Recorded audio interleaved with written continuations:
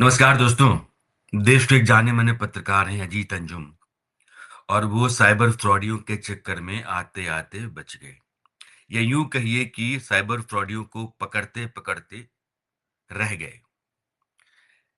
यह भी कह सकते हैं कि उन्होंने मजे बहुत लिए, उस मजे मजे में आपको बहुत कुछ बताते बताते चले गए।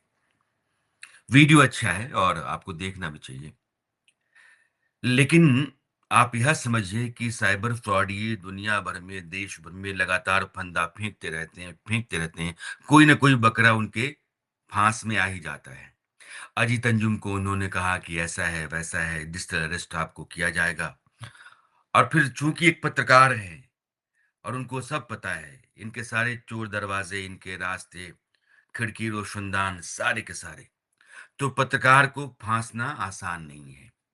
लेकिन आम आदमी फँस जाता है। अजीत अंजुम की तरह ही अगर बाकी लोग भी जागरूक हो जाएँ, तो ये सारे फ्रॉडी अपनी दुकान बंद करके कुछ और करने लगें। लेकिन चल रही है और फल-फूल रही है, तो उनकी तरह के बाकी लोग भी बाज़ार में उतरते चले जा रहे हैं।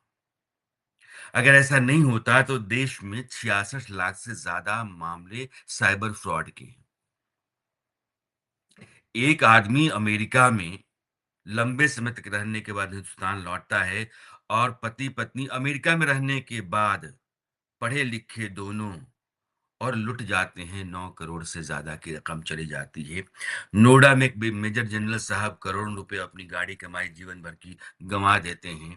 फरीदाबाद की एक लड़की 7-8 दिनों तक डिजिटल अरेस्ट में रहती है। कई लोग इस तरह के मामले हैं, आप जाएँगे तो मामला दर मामला आपको मिलेगा। लेकिन साइबर फ्रॉड के कई रूप हैं, 1-2 नहीं हैं। और यह किस कदर बेफ़िक्र होकर के, बेख़ौफ़ होकर के अपना काम कर रहे हैं कि देश के जो चीफ़ जस्टिस हैं, जैसे सूर्यकांत, उनके नाम पर वेबसाइट बनती है। और अभी 2 रोज़ पहले उन्होंने जयपुर में एक फ़ंक्शन में कहा था कि मेरे नाम पर वेबसाइट बनी, मेरी बहन, मेरी बेटी को उसका लिंक आया तो मुझे पता चला। और फिर जानकारी मिली कि यह तो मेरे नाम पर बनाया जाता रहा है और बनता रहता है, मेरे नाम पर फ्रॉड होता रहता है।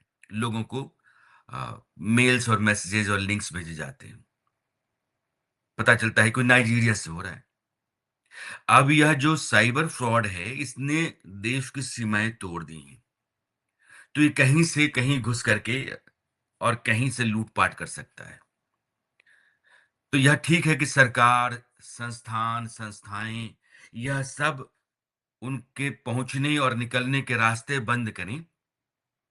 आम आदमी का जागरूक होना भी बहुत ज़रूरी है। फ़ोन कभी भी आपको आ सकता है, जैसे कि आज रात में आपकी बिजली कट जाएगी, अगर आपने जमा नहीं किया तो इस लिंक पर जाकर के आप बिजली का बिल जमा करें।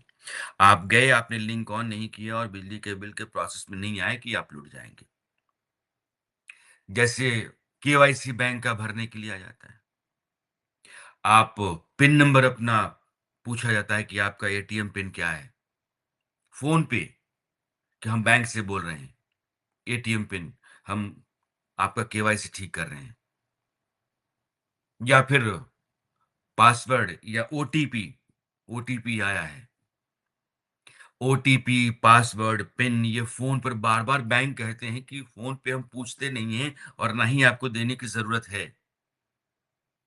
फिर भी देश में 140 करोड़ लोग हैं, सब लोग बेचारे साधारण लोग हैं।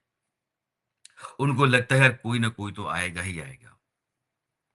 और जब ये सब करते हैं कि डिजिटल अरेस्ट आप हो गए हैं, तो उस समय तो वो डरा के, धमका करके, तैश दिखा करके, धौंस-धमकी सब चला करके चाहते हैं कि आप उनके झांसे में आ जाएँ। और जब पढ़े-लिखे लोग आ जाते हैं, अमेरिका से रिटर्न्ड लोग आ जाते हैं, मेजर जनरल रिटायर्ड लोग आ जाते हैं, कई इंजीनियर, डॉक्टर्स और देश के सुप्रीम कोर्ट के चीफ जस्टिस के नाम पर वेबसाइट चल रही है, इसका मतलब ये है कि उनकी दुकान तो बंद होने को नहीं है।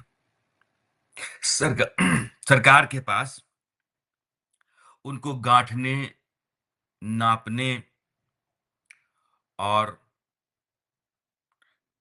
चूलें उनकी टाइट करने का कोई सही सीधा रास्ता नहीं, ऐसा लग रहा है। एक ही बस विकल्प बचता है कि मैं और आप जागरूक हो जाएँ। फ़ोन आ गया, आपका बेटा कहाँ है? तो फलाँ जगह पता है कि आपका बेटा अरेस्ट है। क्यों भई? तो ड्रग्स के मामले में है। अब तो सिंथेटिक ऑडियो यानी मेरी आवाज़ का ऑडियो ही फ़ोन पर सुना दिया जाएगा कि मैं फँस गया हूँ और मुझे निकालो और मुझे बचाओ और फिर बोलेगा ये आपका बच्चा है, हमारी क़ैद में है। हम चाहते हैं कि आपको ज़्यादा पैसा नहीं देना पड़े, आप भी इज़्ज़तदार आदमी हैं, अपने बेटे के लिए आप चाहते होंगे कि आपके नाम पर बट्टा ना लगे, बेटा भी आपका बदनाम ना हो। तो थोड़े बहुत पैसे दे कर के आप इसको निपटा लीजिए। कोई आदमी फ़ोन पे पैसे माँग रहा है, आपकी बेटी की आवाज़ सुनवा रहा है, एक बार बात कर लीजिए फ़ोन लगा कर के। कई दफ़ा ऐसा भी होता है कि आपको मैसेज आ जाएगा, फ़ोन आ गया कि बेटा भाई देखिए, मैं फलाँ बोल रहा हूँ, आपके पापा का मित्र हूँ, आपके दोस्त का मित्र हूँ और उनको नाम-वाम पता सब कुछ रहता है। मैंने आपको गलती से ना ₹20,000 आपके अकाउंट में चले गए, आप मैसेज चेक कीजिए आपको आ गया होगा। आप मैसेज पे जाते हैं तो आ जाता है कि हाँ, ₹20,000 अकाउंट में आए हैं। दरअसल आप उसको ट्रांसफ़र कर दीजिएगा प्लीज़ वो गलती से चला गया है। आपने ट्रांसफ़र अगर कर दिया, तो 20,000 गए आपके क्योंकि आपने ऐप खोल करके ये नहीं देखा कि आपका जो स्टेटमेंट डिटेल्स है उसमें आया कि नहीं आया है। अगर स्टेटमेंट डिटेल्स में पैसा 20,000 नहीं आया है, तो मैसेज के ज़रिए आया है, आप गए क्योंकि आपने जो 20,000 दिए हैं दरअसल वो आपके अकाउंट से आपके 20,000 चले गए। तो ये बहुत ज़रूरी है कि फ़ोन पे एक तो ऐप वग़ैरह जितने हैं, जो जानते हैं वही डाउनलोड कीजिए और जितने की ज़रूरत है वही रखिए, बाकी सारा डिलीट करके रखिए। किसी भी जगह से कोई भी ऐप डाउनलोड करने की कोई ज़रूरत नहीं, ऑथेंटिक जगह से आप ऐप लीजिए, वही ऐप डाउनलोड कीजिए जिसकी आपको ज़रूरत है। बेवजह के ऐप आप ना डाउनलोड करें। ये जितने मैसेज आते हैं, लिंक्स आते हैं, आप लिंक क्लिक ना करें। फ़ोन धौंस-धमकी का आता है, आप पलट करके 2-4 भगवान सत्यनारायण की कथा सुनाएँ, बताएँ। ये बहुत ज़रूरी है। एक पत्रकार का वीडियो ये बताता है कि वो पत्रकार है, उसको सब पता है, तो उसने रिकॉर्ड करना भी शुरू कर दिया, मज़े लेने भी शुरू कर दिए, उनको बता भी दिया कि तुम्हारा बाप हूँ मैं। सुप्रीम कोर्ट के चीफ जस्टिस लाचार देखते हैं कि बताइए मेरे नाम पर वेबसाइट चलता है और मैंने पता किया तो नाइजीरिया से आ रहा है। कई जगहों से लोग जो हैं वो आपको उस लिंक से या उस वेबसाइट से मैसेजेस और लिंक्स भेज रहे हैं। तो ये सारी बातें एहतियातन हमें सचेत करती हैं और ये बताती हैं कि अगर डिजिटल फ्रॉड से बचना है, ये सारे फ्रॉड ये दिन-रात यही करते हैं, दुकान लगा कर के बैठे हुए हैं, कोई न कोई कहीं न कहीं से आ ही जाएगा। आप समझिए कि अगर ₹10,000 कहीं से निकल गए, 10,000 लोग उस तरह के फँस गए, 1,000 लोग फँस गए, कितनी आमदनी है। कंपनी चल रही है, कॉर्पोरेट टाइप चला रहे हैं। और आप इनको ट्रेस नहीं कर पा रहे हैं, ट्रैक नहीं कर पा रहे हैं। 1930 पर आपको शिकायत करनी चाहिए। जैसे ही आपके साथ डिजिटल फ्रॉड हो जाता है, 1930 पे आप शिकायत करिए। 1930 के लफड़े भी बहुत हैं, मैं क्या बताऊँ? लेकिन ठीक है, एक ऑप्शन है कि हमको 1930 पे करना है। कम से कम तुरंत बहुत सारी चीज़ें हैं कि कुछ केसेस में वो रोक सकते हैं, अगर अलर्ट हो जाएँ तो और आपके साथ सहयोग करने लगें तो। लेकिन हमको फ्रॉड होने के तुरंत बाद 1930 पर आ जाना चाहिए। बैंक को तुरंत मेल कर देना चाहिए, बैंक के कॉन्टैक्ट में आ जाना चाहिए, अपने मैनेजर के कॉन्टैक्ट में आ जाना चाहिए और जैसे भी हो, अभी जो पैसा गया है, उसकी थोड़ी देर के भीतर वापसी की गुंजाइश थोड़ी बहुत होती है, उसके बाद तो ना ही होती है। और ये 66 लाख केस जो पड़े हुए हैं देश में भर में ये इसलिए हैं कि उन पैसों को वापस लाने का कोई रास्ता है ही नहीं और वो आ भी नहीं सकते।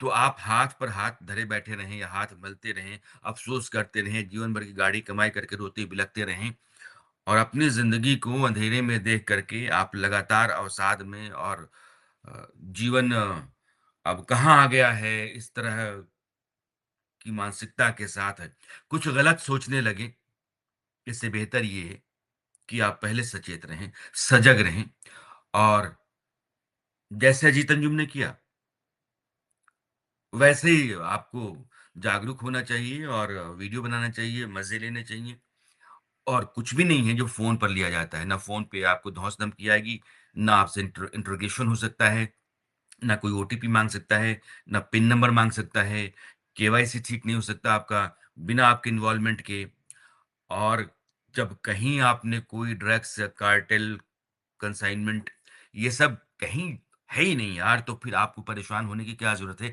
और लोग हो जाते हैं, हो करके और अपना सब गँवा बैठते हैं और ये बार-बार इतना कुछ कहने के बाद भी होता रहता है, तो बस अफ़सोस होता है कि ये तमाम कोशिशें अवेयरनेस के लिए इस तरह से लगातार वीडियो बनाना बताना, कहना, समझना, समझाना, ये सब किसी काम का नहीं होता है, अगर एक भी आदमी कहीं लुट जाता है या इन फ्रॉडियों के चक्कर में आ जाता है तो। तो इसलिए सावधान रहिए, सजग रहिए, 1930 ज़रूर याद रखिए। ऐप बेवजह का डाउनलोड मत कीजिए। बैंक मैनेजर का नंबर अपने पास रखिए। बैंक का जो अ, इमरजेंसी कॉल नंबर होता है, उसको भी रखिए और तुरंत अगर कहीं से साइबर फ्रॉड होता है आपके साथ, तो तुरंत आप रिपोर्ट कीजिए और उसको फ़ॉलो कीजिए। नमस्कार।